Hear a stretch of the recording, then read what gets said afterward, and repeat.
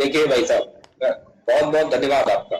सबसे पहले तो जो पीएफआई आपने जिस शब्द का इस्तेमाल किया है, मुझे लगता है कि अब दंगाइयों की एक नई पहचान बनती जा रही है। पीएफआई को लेकर के ये कोई पहला मामला नहीं है। इससे पहले भी कई बार ऐसा हुआ है, जो छुटपुट घटनाएं या जिन्हें दंगे का रूप देने का प्रयास किया गया, जो भी सांप्रदायिक हिंसा को कारण बना है, उसमें कहीं ना कहीं इसके मूल में पीएफआई का होना पाया जाता है। गृह मंत्रालय की भी रिपोर्ट ये गाये बगाए इस बात के ऊपर सवाल खड़े करती है कि पीएफआई की भूमिका संदिग्ध, और सरकार भी कड़े कदम।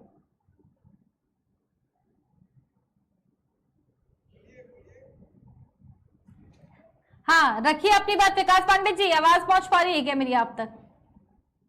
एकता को समाज में जो एक माहौल बना था मोदी जी की सरकार आने के बाद, दंगा मुक्त उत्तर प्रदेश और दंगा मुक्त देश का, तो वो कहीं ना कहीं कमजोर पड़ रहा है।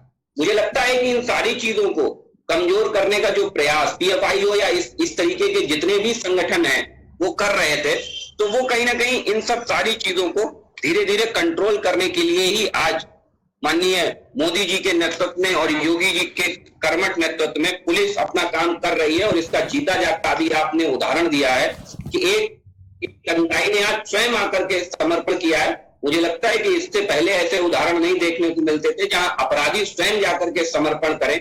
हाँ, अलबत्ता एक छोटी सी चीज है, कहीं ना कहीं निराश है, और वो निराशा इस बात पे होती है कि प्रदर्शन लोकतंत्र का अधिकार है और सबको करने का अधिकार है, सब करें, और जो स्वतंत्रता है हमारी इस सरकार में, आप प्रदर्शन करिए, लेकिन प्रदर्शन की आड़ में राष्ट्र को नुकसान, राष्ट्र की संप्रभुता और अखंडता को नुकसान, राष्ट्र की संपत्ति को नुकसान, ये नहीं होना चाहिए। मुझे लगता है कि इन सब चीजों से राष्ट्र की छवि खराब होती है। ठीक है, समाजवादी की बात सुन लेते हैं एक बार पांडे जी। रखिए अपनी बात। विकास पांडे जी, मुझे लगता है पूर्वाग्रह से कौन ग्रसित है यह समाजवादी प्रवक्ता के बयान से स्पष्ट हो रहा है। पहली चीज, बुलडोजर की निष्पक्षता पर सवाल उठा करके, मुझे धैर्य से सुन लीजिएगा, समाजवादी पार्टी के प्रवक्ता से आग्रह है, बुलडोजर की निष्पक्षता पर सवाल उठा करके आखिर किसे बचा रहे हैं समाजवादी पार्टी के लोग? अगर बुलडोजर की निष्पक्षता नहीं होती तो अपराधी पट्टी बांध बांध कर, गले में पट्टियां लटका लटका कर थानों में समर्पण नहीं कर रहे होते। पहली चीज। दूसरी चीज, धार्मिक बयानों को लेकर के अभी इन्होंने बात की। मुझे नहीं लगता है कि नूपुर शर्मा की कार्यवाही को भारतीय जनता पार्टी ने अगर उनके बयान को जायज ठहराया होता तो आखिर किस लिए उन्हें निलंबित किया गया? देश की संप्रभुता के लिए, देश की अखंडता के लिए और देश के लिए ही तो निलंबित किया गया है ना, किसी व्यक्ति विशेष के लिए निलंबित नहीं किया गया है, देश के लिए निलंबित किया गया है। मुझे बताए समाजवादी पार्टी के प्रवक्ता नाहिद हसन को, जो धार्मिक दंगे भड़काने, धार्मिक उन्माद में जिन्होंने पीएचडी कर रखी है, उन्हें टिकट दे करके समाजवादी पार्टी कैसा उदाहरण पेश करती है? मुझे बताएं वो समाजवादी पार्टी के प्रवक्ता, लेकिन नहीं बताएंगे।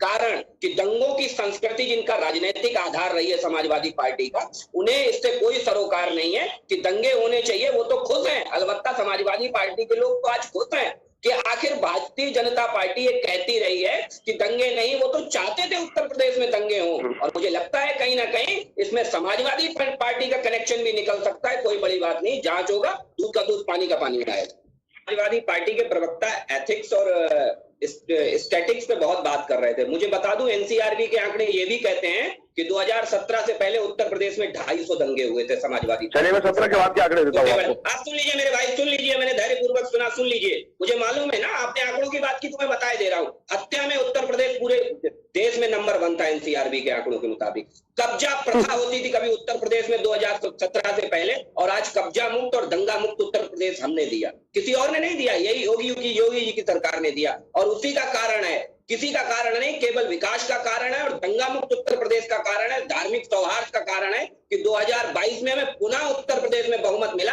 आप स्वयं का आकलन करिए कि आप कहां हैं। मुझे लगता है कि दंगा प्रवृत्ति छोड़नी पड़ेगी। नाहिद हसन को आज भी बचा रही है समाजवादी पार्टी, और नाहिद हसन जैसे जाने कितने हैं। स्वयं अखिलेश यादव जब जिन्ना को याद करके देश की सांस्कृतिक विरासत को गिरवी रखने का काम करते हैं, तब समाजवादी पार्टी को धार्मिक उन्माद नहीं नजर आता है। जब जिन्ना को अखिलेश यादव याद करते हैं, जो समाजवादी पार्टी दंगाई और धार्मिक उन्माद में घिरी हुई पार्टी है, मुझे लगता है कि उनका पूरा विषय इसी के इर्द गिर्द रहने वाला है। रही महंगाई